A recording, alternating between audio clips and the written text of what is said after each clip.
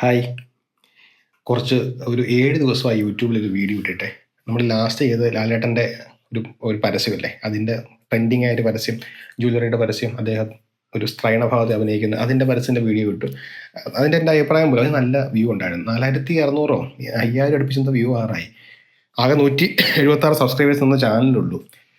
പക്ഷേ ഒരിടത്ത് തന്നെ ഇരുന്നുള്ള ഒരു സ്ഥലത്ത് തന്നെ ഇരുന്നുള്ള വീഡിയോ എടുക്കലൊക്കെ കുറച്ച് ബോറടിയാണ്. കാരണം ഒരു മുൻവിധി ഇല്ലാതെ അല്ലെങ്കിൽ ആൾക്കാർക്ക് വാഗ്ദാനങ്ങളൊന്നും ഇല്ലാതെ തുടങ്ങിയ ഒരു ചാനലാണല്ലോ. അപ്പോൾ ഇതിനകത്ത് എനിക്കും ഇഷ്ടമുള്ള പോലെ എന്തെങ്കിലും ചെയ്യാമെന്ന് കരുതിയാണ് അടുക്കളയിൽ വന്ന് ഇത് കഴിഞ്ഞ ശേഷം ഒരു ബുൾസൈ ഉണ്ടാക്കി കഴിക്കും. പിന്നെ പറഞ്ഞു വന്ന യൂട്യൂബ് ചാനൽ തുടങ്ങുന്നതിനെ കുറിച്ചാണ്. ഇന്ന് എൻ്റെ ഒരു സുഹൃത്ത് യൂട്യൂബ് ചാനൽ തുടങ്ങി.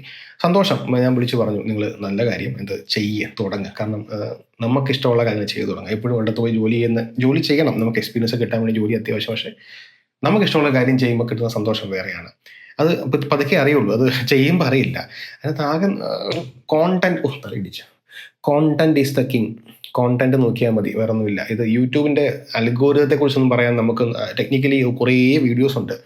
ആകെ ഉള്ളത് കൃത്യമായ വീഡിയോ ഇട്ട് പോവുക. നിങ്ങൾ ആഴ്ചയിലൊരു 2 വീഡിയോ ആ സമയത്ത് ഇട്ട് പോവുക. അത് മൈൻഡ് ചെയ്യണം. വിട്ടുകഴിഞ്ഞാൽ പിന്നെ വിട്ടേക്കുക.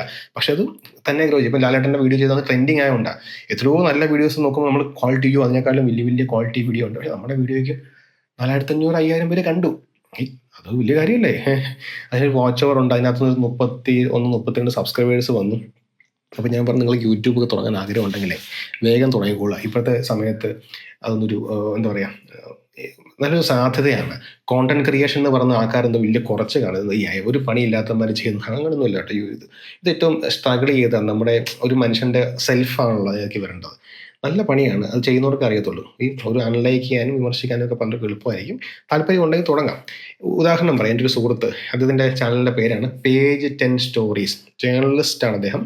അൻഷാദ് ഇല്യാസ് എന്നാണ് പേര്. അദ്ദേഹം ഒരു ചാനൽ തുടങ്ങിയിട്ട് 3 മാസമായുള്ളൂ. അദ്ദേഹം ഏഷ്യാനെറ്റിലൊക്കെ വർക്ക് ചെയ്യും. ഏഷ്യാനെറ്റിലും അമൃത അങ്ങനെ കുറേ സ്ഥാപനങ്ങളിൽ വർക്ക് ചെയ്ത ആളാണ്. അത്യാവശ്യം ഫെമിലിയർ ഫേസ് ഒക്കെയാണ്. പക്ഷേ അന്ന് ചാനൽ തുടങ്ങുന്ന ഹിറ്റാണെന്നില്ല. പക്ഷേ ഇദ്ദേഹം കൃത്യമായിട്ട് അവർ യൂട്യൂബിൻ്റെ ഇതുപോലെ എല്ലാ ആഴ്ചയിലും കൃത്യസമയങ്ങളിൽ ഓരോ വീഡിയോസ് ഇട്ടിട്ട് പോയി.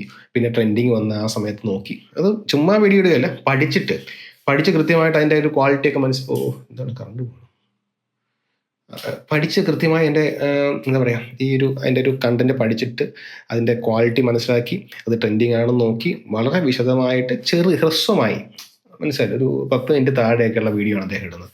ആ വീഡിയോസൊക്കെ കണ്ടിപ്പോൾ അത്യാവശ്യം അദ്ദേഹത്തിന് ഒറ്റയടിക്ക് ഇപ്പോൾ 27 സബ്സ്ക്രൈബേഴ്സായി. 3 മാസമേ ഉള്ളൂ. 1.5 മാസത്തിനുള്ളിൽ തന്നെ മോണിറ്റൈസ്ഡായി. 1 മാസത്തിനുള്ളിൽ തന്നെ മോണിറ്റൈസ്ഡായി. മിക്ക വീഡിയോയ്ക്ക് ഇപ്പം 1 lakh അല്ലെങ്കിൽ 50,000 ഒക്കെ വ്യൂ. 50 അല്ല, 1 lakh ആണ്. ഇപ്പോൾ റീസെൻ്റ് ഇന്ന് നോക്കിയ വീഡിയോയുടെ കാര്യം ഞാൻ പറഞ്ഞത്. അപ്പോൾ അദ്ദേഹം അത് മുടക്കമില്ലാതെ ചെയ്യുന്നുണ്ട്. അപ്പോൾ സ്ഥിരമായിട്ട് വീഡിയോ ചെയ്യുക എന്നുള്ളതാണ് യൂട്യൂബിൻ്റെ ഏറ്റവും വലിയ ഒരു എന്താ പറയുക, ഒരു ലെസൺ. നിങ്ങൾ എത്ര ക്വാളിറ്റിയുള്ള സാധനം കൊടുത്താലും അത് ഒരു ദിവസം ചെയ്ത് ഒരു സിനിമ പോലെ വലിയ ബാഹുബലി പോലെ ചെയ്ത് അടുത്ത ആഴ്ച വീഡിയോ ഇട്ടില്ല, അടുത്ത ആഴ്ച ഇട്ടില്ല, ഈ സാധനം യൂട്യൂബ് പോലും പുഷ് ചെയ്യത്തില്ല. അതുകൊണ്ട് നമ്മൾ കോണ്ടന്റ് ഈസ് ദ കിങ്. പക്ഷേ കൺസിസ്റ്റൻസിയാണ് ഏറ്റവും പ്രധാനം യൂട്യൂബിൽ. അത് ഞാൻ പോലും ചെയ്യാറില്ല. കഴിഞ്ഞ ഒരാഴ്ച ഇട്ടതിന് ശേഷം ഇത്ര ആഴ്ച എന്ത് ചെയ്യും, ആ വീഡിയോ ഹിറ്റ് ആണെങ്കിൽ അതുപോലത്തെ വീഡിയോ ചെയ്യാമെന്നൊക്കെ ഓർത്ത് ഇങ്ങനെ പ്രാന്തം പിടിച്ചിരിക്കുകയായിരുന്നു. കാരണം നിങ്ങൾ പറഞ്ഞാണല്ലോ, നമ്മളൊരു കാഷ്വലി തുടങ്ങിയ ചാനലാണ്. പക്ഷേ ഇത് ആൾക്കാർ ശ്രദ്ധിക്കും, നമ്മൾ കുറച്ചുകൂടെ റെസ്പോൺസിബിൾ ആകാൻ ശ്രമിക്കുന്നതാണ്. പക്ഷേ അതിലൊരു കാര്യമില്ലെന്ന് മനസ്സിലായി. നമ്മളെ കൊണ്ട് പറ്റുന്ന കാര്യങ്ങൾ ചെയ്യുക എന്നുള്ളതാണ് പ്രധാനം. എന്തായാലും നിങ്ങൾ യൂട്യൂബ് തുടങ്ങുവാണെങ്കിൽ ഇന്ന് തന്നെ തുടങ്ങിക്കോ. യൂട്യൂബ് എന്നല്ല, ഇൻസ്റ്റാഗ്രാമോ ഫേസ്ബുക്കോ കോണ്ടന്റ് ക്രിയേഷൻ ഒട്ടും പഠിക്കണ്ട. നിങ്ങൾ നമ്മൾ മുൻനിര ചാനൽ മാത്രമേ കാണുന്നത്. ഞാൻ പറയാൻ കാരണം, കഴിഞ്ഞ ആഴ്ച സന്തോഷ് ജോർജ് കുളങ്ങരയുടെ നാക്ക് വഴങ്ങുന്നില്ല, കുളങ്ങരയുടെ ഒരു ഇൻ്റർവ്യൂ നമ്മുടെ സൈന എന്നൊരു ചാനലിൽ കണ്ടു. അപ്പം അദ്ദേഹം യൂട്യൂബിനെ കുറിച്ച് പറഞ്ഞൊരു വാക്ക്, ഒരു സെൻറ്റൻസ് ഉണ്ട്. അത് കേരളത്തിൽ നമുക്കറിയാവുന്ന ഒരു ഫേമസ് യൂട്യൂബേഴ്സും കൂടി വന്ന 2000 പേര്, 1500-2000 പേര് കാണും. ഓക്കെ, അപ്പം ഇതൊരു ഇൻഡസ്ട്രിയാണ്. ഇതിൻ്റെ ഒരു സാധ്യത പണ്ടേ എല്ലാവർക്കും അറിയാം. എന്തുകൊണ്ട് ആരും ട്രൈ ചെയ്യുന്നില്ല?